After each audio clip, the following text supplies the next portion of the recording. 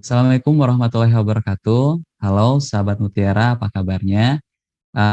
Semoga selalu dalam keadaan sehat walafiat. Sahabat Mutiara, di Bicara Tani episode kali ini saya bersama dengan seorang yang cukup ya menginspirasi.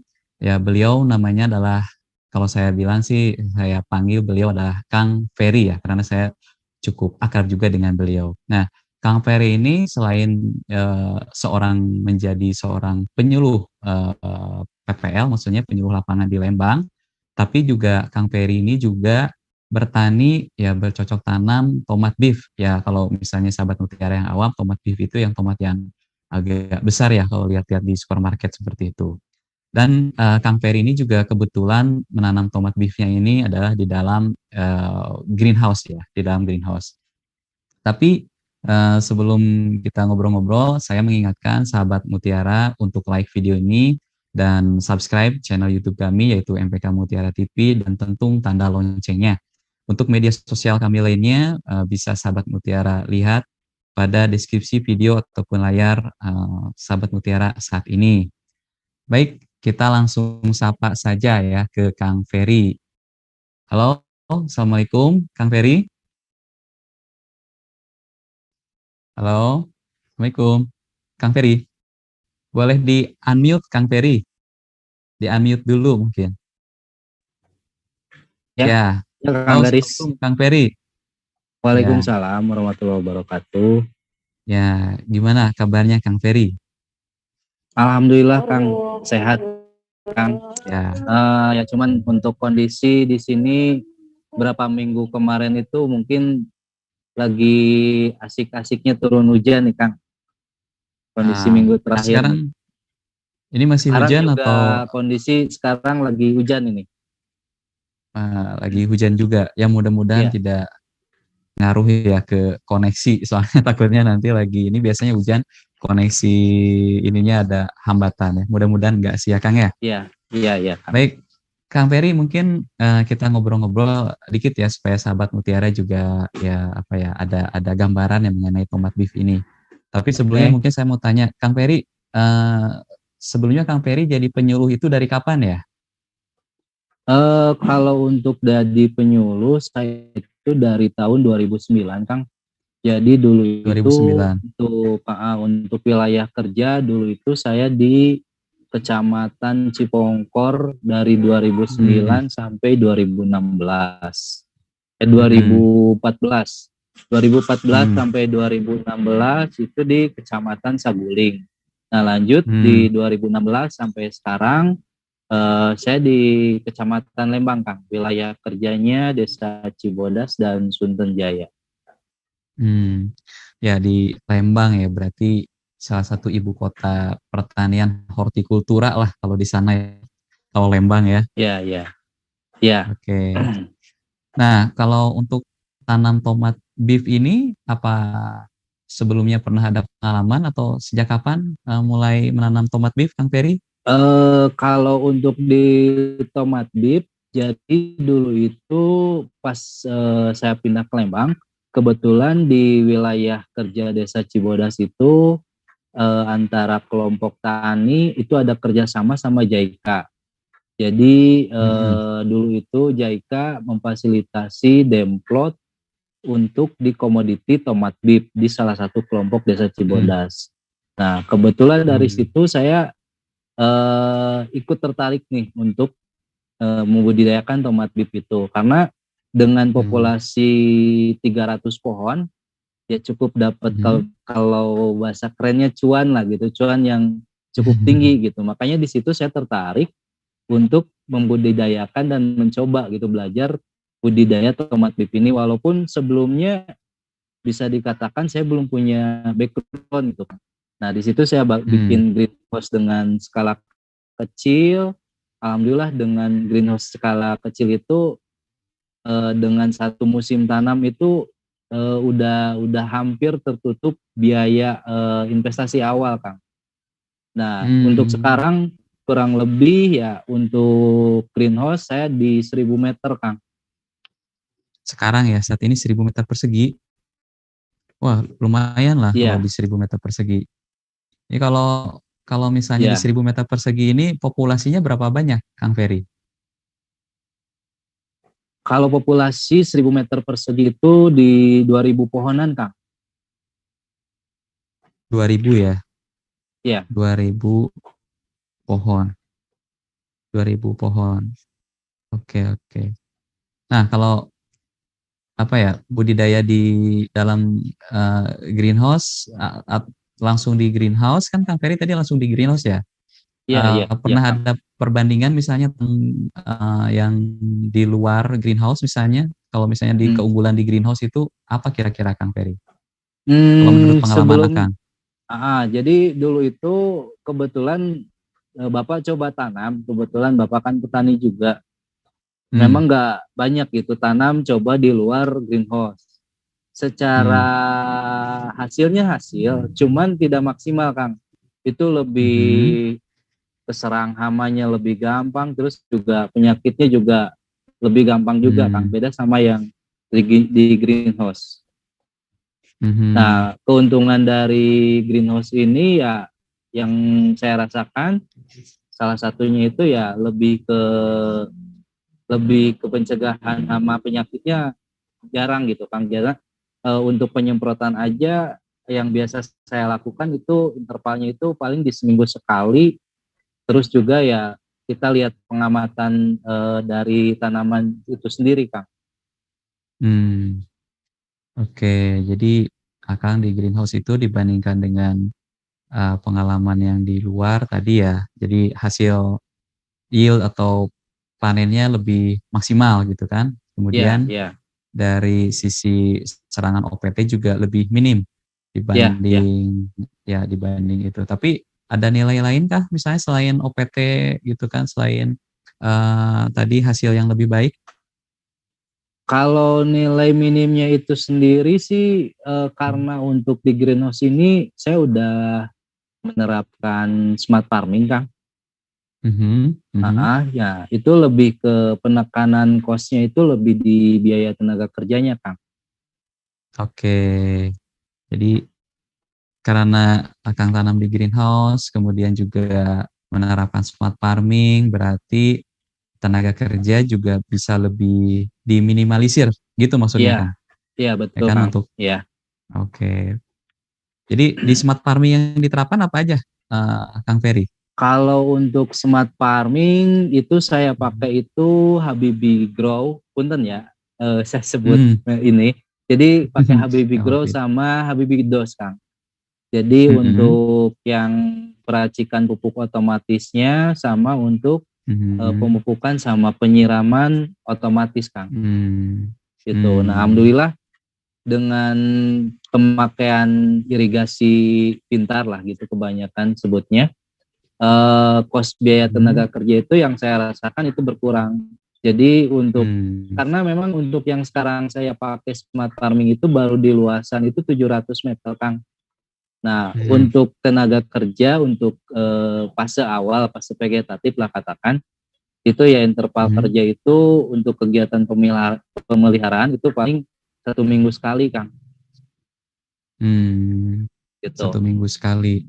Ya. Kalau pemeliharaannya kalau boleh tahu, kalau di dalam greenhouse, apa aja Kang, yang akan terapkan untuk tenaga kerja tadi ya? Kalau untuk pemeliharaan itu paling untuk dengan yang udah pasang smart farming itu sendiri, itu cuman penyemprotan aja, Kang. Nah, lanjut Mmm, ke fase generatifnya yang biasa dilakukan itu paling penyemprotan sama pembuangan tunas airnya atau wiwil, Kang. wiwil Wiwilan. kalau orang Sunda mah. Ya.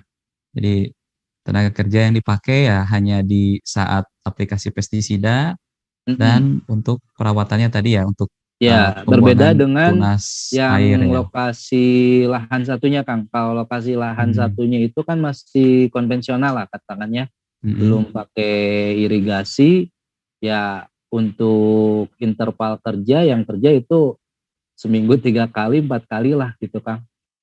iya, belum apa, menyiangi gulma gitu ya? Ya, Misalnya nah itu, seperti Kang. itu? Itu.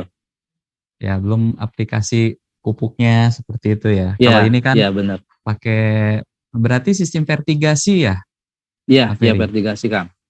Oke, berarti vertigasi. Kalau boleh tahu media tanamnya apa, Kak Ferry? Kalau media tanam yang saya pakai itu kokopit Kang, Hmm, pakai oke, kokopit. media tanamnya full kokopit.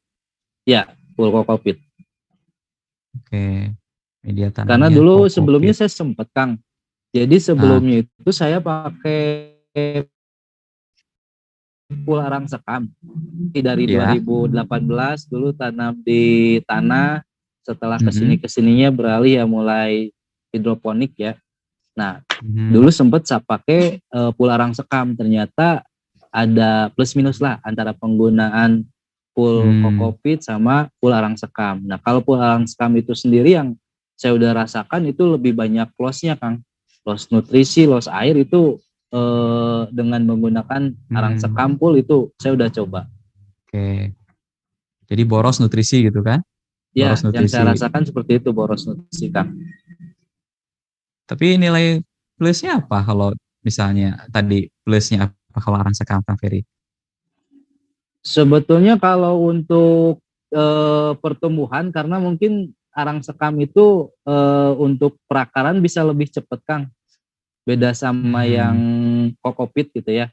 Itu lebih cepat Kang. ya. Cuman ya cost untuk nutrisinya jadi lebih gede juga gitu. Hmm, hmm, hmm. Kalau dari sterilisasi misalnya dari perkembangan penyakit kalau misalnya ada yang berkembang di media tanam nih, apakah yang arang sekam lebih dari pengalaman Kang Ferry ya di lapangan, apakah lebih sedikitkah atau yang kokopit ternyata lebih banyak misalnya penyakit-penyakitnya kalau misalnya yang menular melalui media tanam atau dari sterilisasi menurut Kang Ferry lebih plus yang mana gitu? Ya kan ada plus minusnya gitu kan? Kalau untuk media tanam itu sendiri, saya untuk Mhm, sekarang lebih condongnya itu ke kokopit Kang. Nah, mhm, karena dengan kokopit ini ya asalkan kita menjaga nutrisinya, terus juga pengaturan airnya itu lebih lebih aman lah dibanding dengan arang sekam yang lebih boros kata saya. lebih boros ya. Iya sih. Kalau saya di Iya, lapangan juga iya, lihat yang tanam-tanam sayuran buah kayak tomat kayak gini, mentimun atau apa ya, kebanyakannya sih pakai ini ya, kokopit. Kokopit lebih banyak dipakai. iya, iya. Oke. Ah, ah. Oh, polybagnya ukuran berapa ya, Kang Ferry? Atau Polybag yang saya ininya, pakai potnya? itu di ukuran 35 Kang. 35 kali 35. Oke, 5 kali Ukuran 35. Ini 35 kali satu 35. satu polybag, satu stem, satu Ya, batang ya. tomat, Ah, tanaman. satu polybag, satu Hmm, pohon. Rencana untuk step oke. yang berikutnya itu saya mau pakai satu polybag dua stem Kang. Tapi dengan Karena ukuran polybag yang sama atau polybagnya ukuran mau polybag diperbesar? rencana itu di 40 kali 40. Ah, oke. Satu stem. Oke. Kenapa ada apa ya rencana mau mencoba satu polybag di dua stem kan? Kang? Apa pernah ada studi banding atau lihat apa gitu atau ingin Nah, coba aja? Gimana? mungkin mungkin itu Kang, lebihnya itu karena saya sering keliling Kang. Dulu sempat main ke Ah, kebunnya PT Momenta. Nah, dulu di ah sana ya. itu pas saya lihat ternyata dengan ukuran polybag 40 itu bisa Hmm. pakai dua stem. Nah, Hmm. keunggulannya itu salah satunya itu dengan pakai dua stem dalam satu polybag itu dengan ukuran 40. Mhm. Pertama itu lebih ke irit medianya Kang. Ya, jadi Irit medianya. media mungkin secara nutrisinya sama, tapi lebih ke Hmm. medianya yang diirit karena ya lumayan juga lah dengan harga media per karungnya itu saya beli di 14.000. Kalau misalkan dengan Hmm. 14.000 itu jadi 5 polybag tapi bisa dipakai dua stem, lumayan cukup ngiritnya Kang, biar cuannya lebih Hmm. gede. Ya, yang penting berarti ya Kang Perima nih mau jadi petani berdasi lah gitu kan, petani yang ya berdasi, ya jadi pengusaha tani, ya pengusaha tani. Amin, Ya amin, amin. mudah-mudahan ya nanti bagus kan, maksudnya untuk coba 1 polybag 2 stem dengan ya hasil yang lebih baik mungkin. Oke, kalau untuk pemupukan sendiri berarti kalau kita lihat tadi dari media tanam kokopit berarti pakai sistem vertigasi kan, Kang Ferry ya? Iya ya Kang, betul Kang. Oke. Nah, kalau boleh tahu nih, ini mungkin sahabat mutiara juga, ini ngeracik sendiri kah atau seperti apa nutrisinya, Kang Ferry? Hmm. Nah, kalau untuk sebelum-sebelumnya, jadi Hmm. memang saya beli nutrisi jadi Kang, karena nggak tahu lah Hmm. gimana cara bikin racikan nutrisi gitu ya Kang. Hmm. Alhamdulillah Ya. untuk sekarang ya belajar juga itu udah bisa bikin nutrisi sendiri Kang. Hmm. Alhamdulillah. Ya, ya, ya. Pakai berapa Cuma racikan kalau boleh cuma tahu? ya Ya. kalau untuk peracikan sendiri Hmm. sekarang itu saya udah pakai produk Merauke Kang. Nah, Ya. untuk memang ada sebelum saya memakai rekan yang udah jadi untuk proses di budidaya mungkin ya. Nah, sebelum Hmm. saya pakai nutrisi yang udah jadi dalam kurun waktu seminggu setelah tanam lah. Jeda seminggu itu saya nggak kasih nutrisi Hmm. dulu Kang, nggak kasih nutrisi abemik itu. Jadi pertama saya Hmm. kasihnya itu cuman MAP Merauke Kang. MAP Hmm. Merauke intervalnya itu 2 hari sekali sebelum nanti masuk nutrisi abemik itu Kang. Nah jadi Oh, oke. ya jeda 2 hari sekali saya kasih MAP Merauke. Nah Di setelah foliar ini, itu ya apa? Kang Ferry difoliarkan MAP-nya, Merauke MAP-nya atau dikocorkan atau Enggak apa Kang, tadi? dimasukkan ke dalam itu apa? Oh, ya, Divertigasi ya. Kang, divertigasi. Divertigasi. Oke, Ya oke. cuman Hanya cuman Merauke MAP. dalam apa? Dosis yang kecil dulu Kang. Jadi Hmm. untuk kebetulan itu saya pakai di kebun itu torennya itu 2000 liter Kang, pakai 2000 Toren 2000 liter. liter. Jadi untuk ya jadi untuk tahap awal itu saya pakai Merauke MAP interval 2 hari Ya. sekali dengan kebutuhan untuk 2000 liternya saya cuma kasih 1 kilo Kang. Oke, 1 kilo saja ya. 1 kilo per 2000 liter. Oke, intervalnya hanya dua Ya, hari sekali. 2 hari sekali. Ya. Ini di tempat Kang Ferry ini dapat EC berapa itu di situ? Kalau Itu saya ingat Kang Ferry, EC EC atau ppm berapa? EC untuk ppm untuk di air aja itu kebetulan saya pakai yang dari sumur bor Kang. ppm air Hmm. sumur bor aja itu nyampe di 200 Kang ppm-nya. Iya, pernah main ke sana kata Kang Ferry di sini ppm air bakunya 200 ppm ya, yang masuk kategori hard water Dan ya, tapi ya 200 itu pun saya nggak tahu unsur mikro yang ada di situ tuh apa aja. Belum pernah ngecek. belum pernah ngecek. Tapi ke depan kayaknya harus ini kan, harus coba ngecek juga sih seperti itu. Ya. Ya, oke Kang Ferry. Kalau kalau misalnya untuk panen lah. Nah, Kang Ferry nih panen. Panen dipasarkannya kemana? Ada buyer atau Kang Ferry jual langsung ke konsumen atau seperti apa? Kalau untuk panennya sendiri, kebetulan kita Mhm. udah bermitra Kang. Bermitra, jadi Mhm. ada beberapa packing house di wilayah Desa Cibodas, Mhm. packing house yang offline lah gitu ya, yang Mhm. langsung ke supermarket gitu. Nah di samping itu Hmm. juga kita udah bermitra juga dengan optaker yang di pasar online-nya Kang. Jadi Mhm. untuk saya sendiri sekarang kebetulan bergabung di asosiasi Kang, asosiasi Hmm. tomat bib lah gitu. Jadi sebagai Mhm. wadah pemasaran bersamanya ke sana gitu. Asosiasi ini Indonesia atau lokal Bandung atau gimana ini asosiasi tomat pip ini, Kang Ferry? Ya kebetulan di wilayah Desa Cibodas itu kan ada beberapa petani tomat bib, Kang.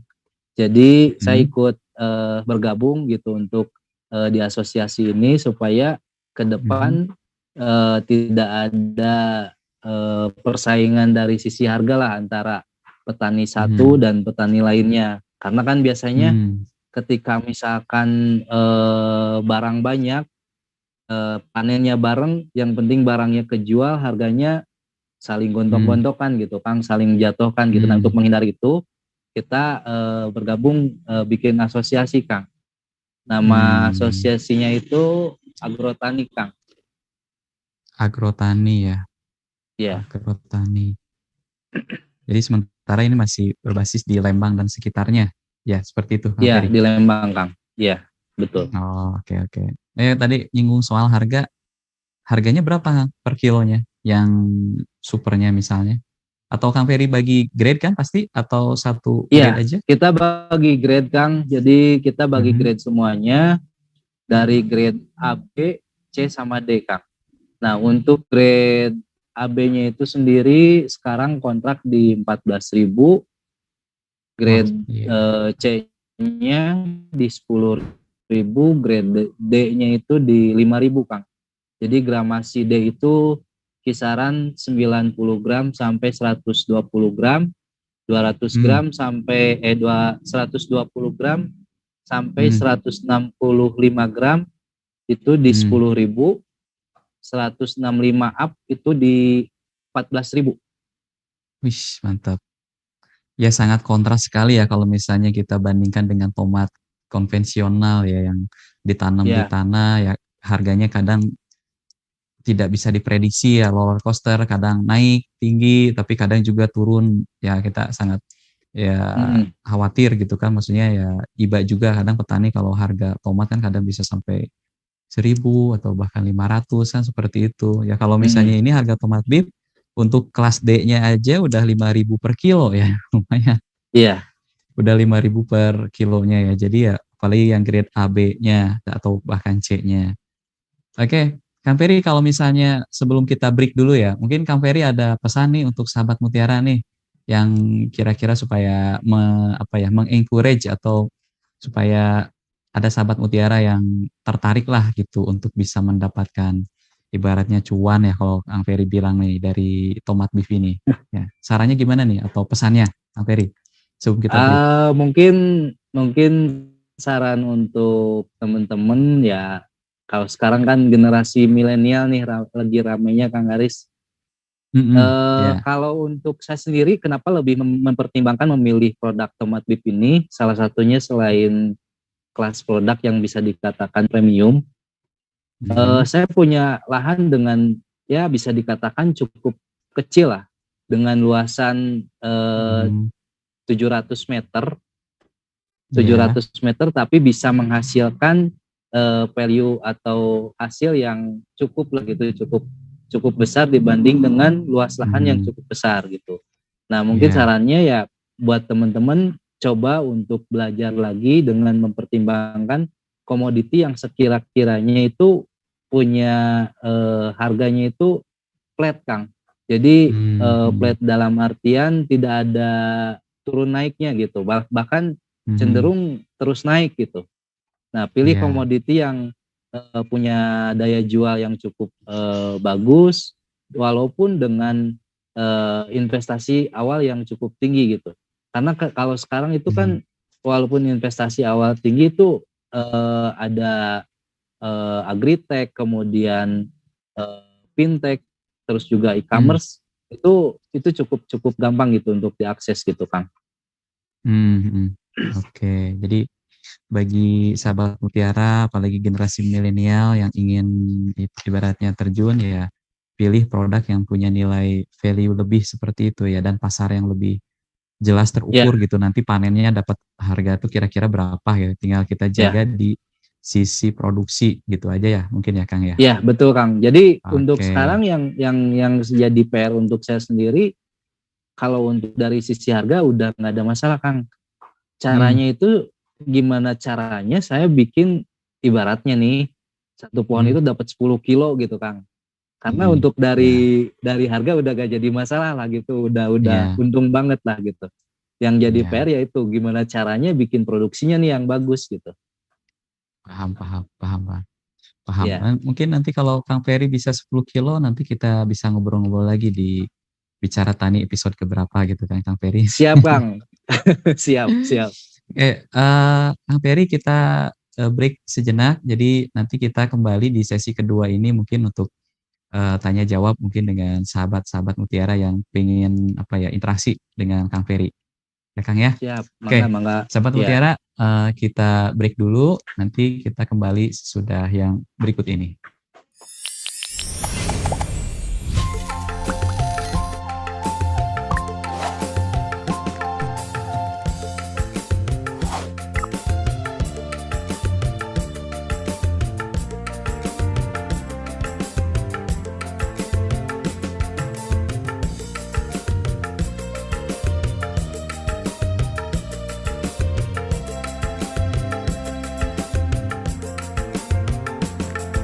Ya sebetulnya kan kalau di jalan itu kan seperti itu. Banyak Bang ya, kalau saya ini kayaknya kawan abang ini. Caranya dan faktor apa yang membuat berhasil? Kalau ketinggian atapnya ini pengaruhnya bagi tanam sebetulnya tidak berpengaruh langsung ke Jenis sayurannya sendiri apa saja yang banyak dimakan?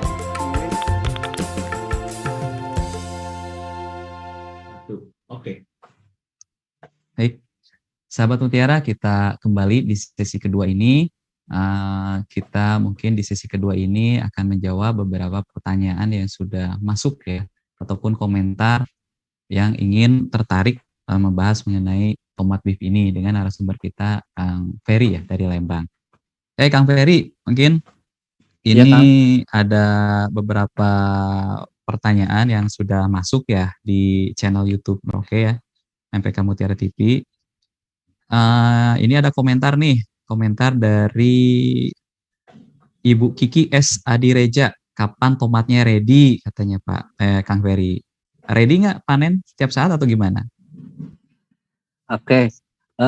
Kebetulan Kang kalau untuk ready apa enggaknya, jadi kita itu karena tadi yang seperti saya sampaikan, jadi tergabung di asosiasi Kang. Nah, pas tergabung di asosiasi itu kebetulan posisi kebun itu semuanya lagi pada kosong kan, di restart ulang gitu. Nah, di situ diatur untuk pola penanamannya. Nah, harapan ke depan dengan ada pola penanaman ini, kita bisa supply dengan kontinunya itu Kang. Gitu. Nah, dengan kondisi sekarang itu perkiraan panen itu di bulan November pertengahan Kang. Oke, di November pertengahan ada panen. Ini panen klaster pertama, maksudnya panen buah pertama gitu ya? Iya. Oke. Ya. Nah, kita pola tanam itu yang sekarang itu 1.500 sampai 2.000 per bulan Kang. Oke, supaya terus continue ya, Kang Ferry ya? Ya. Supaya terus continue. Oke, Kang Ferry. Kang Ferry, ini juga ada pertanyaan dari Bapak Raksa. Beliau bertanya, mau tanya Kang, seberapa besar potensi pasar untuk tomat beef ini? Dan untuk biaya per pokoknya berapa ya? Jadi biaya per pokoknya nih sama potensi pasarnya, Kang Ferry. Ya. Untuk potensi pasar tomat beef ini yang saya lihat itu masih terbuka Kang. Jadi terbukanya itu salah satunya itu karena dikatakan untuk minim kompetitornya Kang. Untuk misalkan untuk kelas petani ya dengan pertimbangan biaya investasi awalnya memang cukup tinggi gitu ya, itu menjadi salah satu permasalahan gitu. Makanya ini jadi peluang juga buat saya dan di asosiasi untuk mengembangkan produk tomat beef ini Kang. Terus punten satu lagi apa Kang Garis? Yang satu lagi ini biaya produksinya. Biaya produksi. Nah, kalau untuk biaya HPP produksi mungkin ini saya pakai benihnya itu dari yang Rizwan. Itu kalau pakai yang benih dari Rizwan itu kalau dengan sistem hidroponik itu di 14.000 per pohonnya Kang. Berapa? 14.000 per Punten? pohon. 14.000. 14.000. Oke, sampai panen habis ini ya Iya, pokoknya. sampai habis. Oke, oke, oke. 14.000 per pokok. Oke. Nah, sekarang kalau saya tanya biaya produksi lagi. Maaf, total produksi per pokok rata-rata berapa, Amperi? Total produksi per pokok yang kemarin saya dapat itu 5 kiloan, Kang. Per pohon, Ya, per pokok. lu ya anggap aja dapat C aja udah 50.000 kan. Dapat C aja udah 50.000 ya, modal HPP-nya 14.000 ya, ya surplusnya besar Kang Peri ya, tinggal benar Kang Surplus, Peri Kang. satu pokok Surplus. tinggal bisa bisa naikin ke 10 kilo atau ya Nah, GH-nya ditambah gitu kan. iya, bahkan di Kabupaten Sukabumi saya dapat info juga, Kang. Jadi dari 1 meter persegi itu 2 pohon lebih setengah lah. Itu produksinya bisa nyampe 40 kilo, Kang. Makanya bikin saya tertantang lagi gitu. Gimana caranya bisa dapat 40 kilo itu gitu dalam 1 meter persegi gitu. 1 meter persegi 40 kilo ya, tidak ada yang mustahil sih selama semua faktor baik faktor genetik sama faktor manajemennya ya termasuk pupuk dan lain-lainnya Iya, mendukung sih iya Kang, betul, Kang. bisa sih Iya, gitu. iya. Produksinya 5 kilo, wah lumayan nih Kang, ini bener-bener ya cuan lah kalau kata Kang Ferry mah gitu kan. Baik Kang Ferry, ini ada pertanyaan lagi dari akun Fase Generatif. Beliau bertanya, bisik-bisik Kang, untuk harga 1 kilo tomat beef berapa ya? Oh ya, tadi ya udah dibahas ya, tapi Kang Ferry bisa ingatkan lagi. Bisa nggak kalau kerjasama dalam hal budidaya serta penjualannya? Karena pernah coba pakai tomat lokal F1, dapat 5 kilo per pohon, sistem tetes hidro. Ya silakan komentarnya Kang Ferry. Nah, Tadi kalau tertarik harga nih. tadi kan, Saya tertarik nih untuk kerjasama. Insya Allah saya terbuka, Kang. Mangga mungkin nanti bisa bermain ke sekretariatnya di asosiasi yang di Desa Cibodas. Nah tadi ya. saya udah sempat sampaikan untuk harga AB sama D-nya itu AB-nya itu di 14.000, C-nya itu di 10, D-nya itu di 5.000. Oke, iya, iya. Gitu. Nah Oke, kita mantap. sekarang juga terbuka banget nih buat teman-teman sahabat Mutiara mungkin juga ya yang punya greenhouse yang sekiranya ingin kerjasama, maka kita cukup terbuka lebar untuk kerjasama. Jadi sahabat Mutiara yang ingin kerjasama ya bisa kontak Kang Ferry ya di Lembang gitu kan. Oke Kang Ferry, ini ada pertanyaan dari akun Hidroflora ya, beliau bertanya, mau tanya Kang Ferry, pasang alat smart farming biayanya berapa, katanya seperti itu. Nah, kalau untuk smart farming itu sendiri ada 2 bagian, Kang. Yang pertama itu sistem, nah yang kedua itu mekanikal. Nah, sistem itu sendiri yang kita ibaratkan itu motherboardnya komputer lah, Kang, yang ngeset, yang ngejalanin semuanya, sementara mekanikal mah yang bawah-bawahnya itulah, yang irigasi tetesnya, kemudian drip selang PE-nya, nah itu mekanikal. Nah, kalau untuk saya sendiri, saya itu pasang dengan populasi 1.300, itu budgetnya itu kemarin di 20-an, Kang. 1.300 pohon ya? Pohon atau polybag ya? Ya, itu 20-an. Tapi alhamdulillah dapat kemudahan juga gitu ya. Maksudnya kemudahan di sini apa? Jadi pihak vendornya sendiri itu memberikan kemudahan gitu. Karena kan kaget juga ketika saya pengen pasang smart farming, kemudian keluar angka 20 juta harus dibayar di muka, kaget gitu. Makanya pihak vendornya sendiri memberikan kemudahan bisa bayar dengan sistem Yarnen, Kang. Nah kebetulan saya itu bayarnya itu dengan 3 kali Yarnen kontraknya. Jadi dengan 20 juta itu dibayar 3 kali gitu, Kang. Tidak dibayar di muka langsung. Ini 1.300 polybag kan maksudnya? Ya, Polybag 1.300 atau polybag. pohon.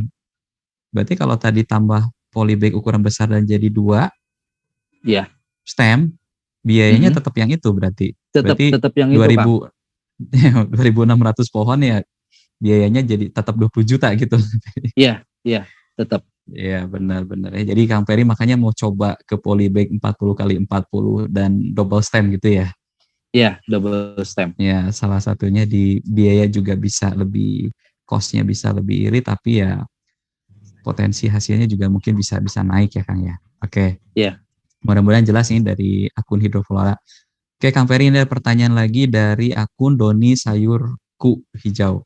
Beliau bertanya, biasanya per pohon dapat berapa kilo dan biayanya berapa? Oke, silakan Kang Ferry, mungkin diingatkan kembali Kang Ferry. Per pohon itu variatif mungkin ya. Kalau untuk awal itu mungkin saya itu dulu pas awal itu tanam di 700 pohon, Kang. 700 pohon. Alhamdulillah dulu keluar angka itu di total semuanya itu di 21.800, Kang. Nah, untuk per pohonnya sendiri saya yang kemarin itu terakhir panen itu di 5 kilo per pohon. Oke, ya. Anggaplah 5 kilo dan ingin meningkatkan ke 10 kilo kan gitu kan, Ferry ya? Ya, itu PR-nya, Ya, Kang. siap. Nanti juga kami juga mau nengok lagi ke sana, Kang. Mau support lagi. Siap, diantos. Siap. Kemudian untuk ini ada pertanyaan lagi dari akun Akbar Kurnia. Beliau bertanya, selain tomat ada tanaman penyelang enggak Om? Katanya seperti itu. Kebetulan kalau untuk tanaman penyelang kita nggak ada.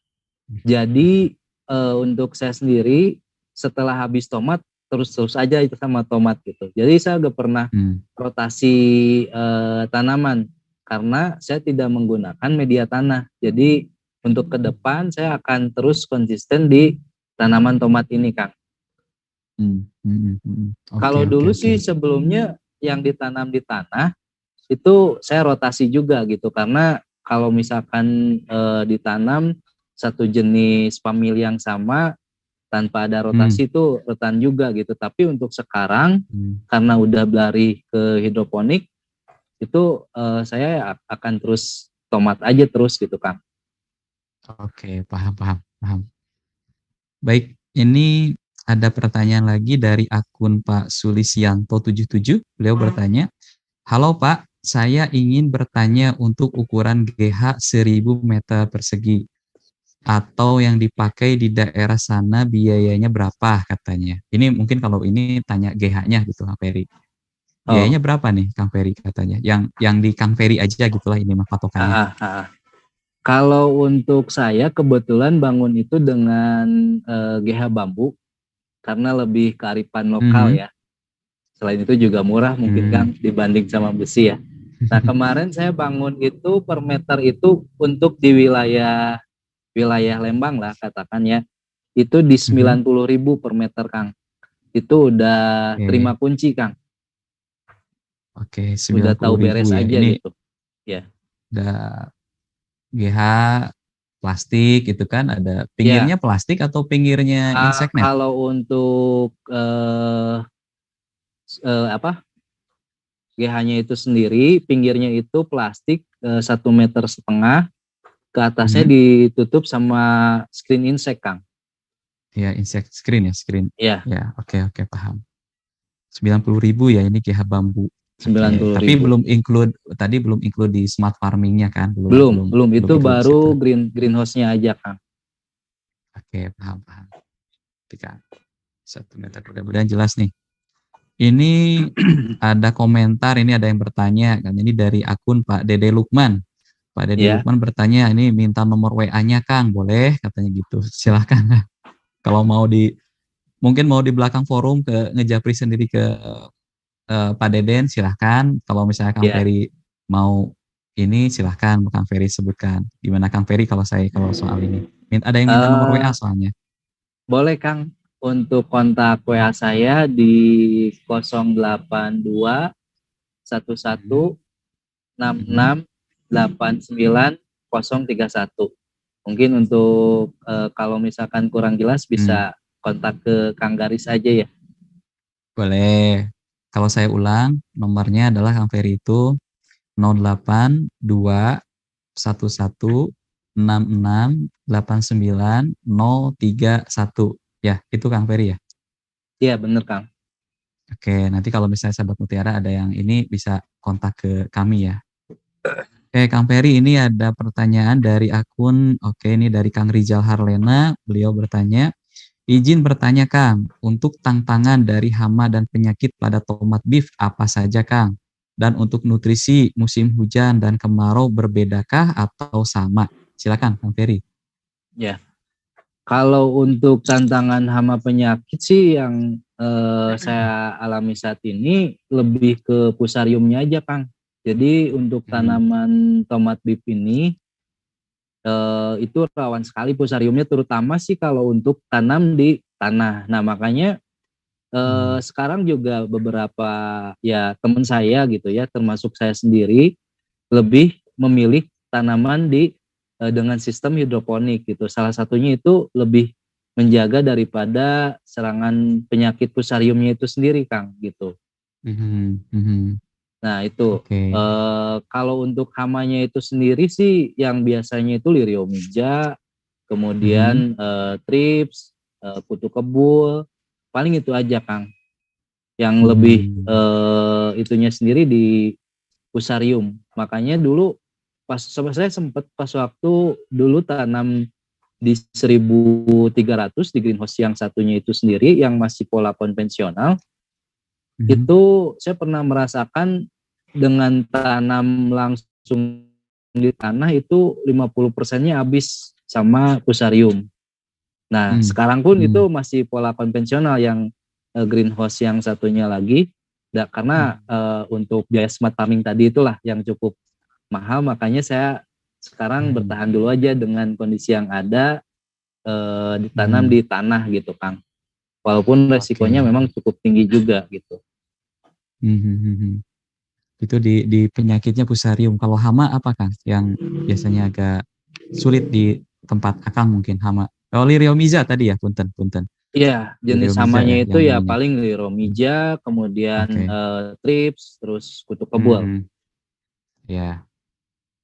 Oke, kalau misalnya Kang Rizal tadi tanya untuk nutrisinya apakah musim hujan, kemarau sama atau Akang ada strategi berbeda nih kalau untuk nutrisi antara musim penghujan sama musim kemarau itu tetap Kang. Cuman kalau untuk di musim penghujan itu mungkin agak telat di pembungaan karena intensitas cahaya matahari yang agak kurang Kang. Kalau untuk nutrisi terus ppm-nya itu sama. Sama aja, tidak ada perbedaan ya. Iya. Oke, paham. Jadi disamakan saja. Cuman ada kalau di musim hujan karena banyak mendung, jadi agak telat ke bunga gitu ya Kang? Iya, benar Kang. Oke, kalau ini sambil kita tunggu lagi pertanyaan atau komentar dari sahabat Mutiara. Kang Ferry kalau tadi lupa, kalau umur panen dari tanam berapa lama ya untuk panen perdana? Kalau untuk kita dari semai ya Kang ya, dari semai itu dari semai boleh. tanam itu 21 hari Kang. Nah 21 hari tanam, nah dari tanam ke panen itu 85 hari Kang. 85 hari. Iya. Tanam. Berarti kalau dari semai 21 tambah 85 ya, 106 harian lah ya. Ya, yang sekarang kondisi tanaman saya itu tanam itu dari 2 hari setelah lebaran sampai sekarang belum habis Kang. Kurang lebih mau 6 bulan setengah lah. Oh, jadi dari ini udah 6 bulan lebih ya, udah mau 7 bulan ya, masih. Ya, udah mau 7 bulan. Ya, standing crop-nya masih ada ya, 6 bulan sudah. Ada lah, walaupun tinggal yang proporsi yang gedenya tinggal dikit-dikit gitu Kang. Iya, dan pasti ini udah klaster ke atas kan, udah klaster atasnya. Iya, klaster atasnya. Ini berapa klaster Kang? Berapa klaster? Kalau untuk yang sekarang itu 8 klaster Kang. 8 klaster. Oke, 8 klaster tomat. Ya, lumayan banyak ya 8 klaster tomat. 6 bulan lebih ya, dan harganya juga udah terjaga ya. Ya lumayan lah kan. Terus Oke, kalau misalnya ini media tanam Akang kokopit, itu ada perlakuan khusus tidak, Kang Ferry? Maksudnya dicuci Kalau dulu, di-treatment dulu mm-mm. atau seperti apa? Kalau untuk awal itu treatment yang saya lakukan itu di bleaching, dicuci dulu Kang, Mhm. dicuci 3 kali, 3 kali. Setelah Mmm. itu saya aplikasi Kalnit Merauke Kang. Oh, pakai Merauke Kalnit.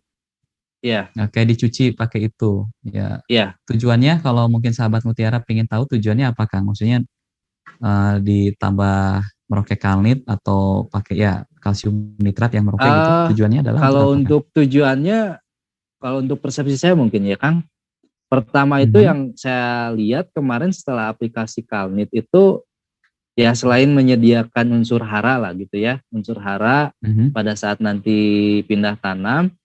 Nah pas waktu pakai Mhm. Kalnit juga itu si kokopitnya itu kan warna kecoklatan tuh Kang kalau kecuci. Mmm. Nah Mhm. itu banyak yang keluarnya gitu Kang. Mmm. Mhm mhm. Zat-zat taninnya itu banyak yang pas waktu cuci terakhir pakai Kalnit itu Mhm. kayaknya itu keluar semua gitu.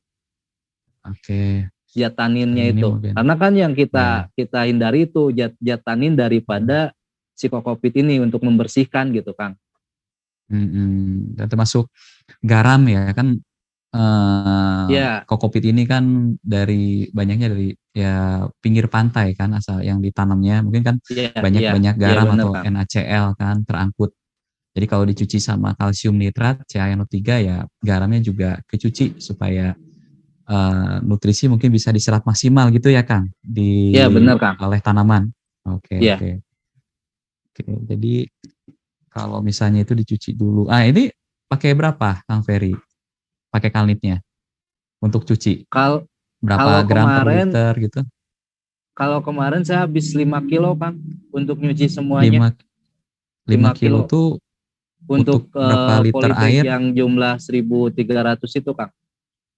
Oh, 1.300 polybag ini habis 5 kilo. Iya, Hmm, 1000 airnya yang dipakai nggak kehitung ya? nggak Nggak dihitung kehitung ya Kang Kang, Ferry? nggak kehitung. Paham paham. Pokoknya 5 kilo untuk 1.300 polybag ukuran 35 kali Tiga 35 lima ya kali tadi ya? 35, iya. 5 kilo 1000 ya cukup informatif sih. Oke. Terus kalau misalnya untuk eh, strategi apa ya, pemberian EC nutrisi terus sama volume siramnya apakah sama? Maksudnya dari awal sampai panen atau Kang Ferry Mm. ada bedakan untuk strategi Kalau pemberian EC-nya untuk gitu? kalau untuk pemberian SC atau ppm kemarin untuk fase vegetatif saya tinggikan Pak Mhm. Kang ppm-nya itu di Mhm. 1.800 Kang. Nah menjelang fase Mhm. generatif itu saya turunkan dengan volume nutrisinya itu lebih banyak Kang. Oke, paham paham paham. Jadi Kang Ferry strateginya di situ ya? Oke, Ya. generatif Nah kalau diturunkan. untuk yang foliar ke daunnya itu lebih Mhm. ke aplikasi MKP Merauke aja Kang untuk yang foliarnya mah. Oh, Merauke MKP. Di usia tomat berapa kalau boleh tahu Kang Ferry? Itu menjelang generatif aja Kang. Saya Berapa kali? jadi untuk aplikasi di generatifnya itu Mhm. selang-seling lah antara Mmm. Merauke MKP sama Merauke magnesium yang Merauke-nya itu Kang. Oh, Mag S, Merauke Mag S ya? Oke Mag S ya. oke. Konsentrasinya pakai berapa per liternya Kang Ferry? Kalau Berapa saya gram per liter? pakai pakai per tangki ya Kang ya, per tangki Mhm. semprot. Kalau per tangki semprot Mhm. itu saya pakai 4 sendok Kang. 4 sendok ya? Tangki semprot Ya, yang ukuran berapa liter? itu ukuran 16 Kang. 16 liter ya? Sip. Diselang-selang ya seperti itu.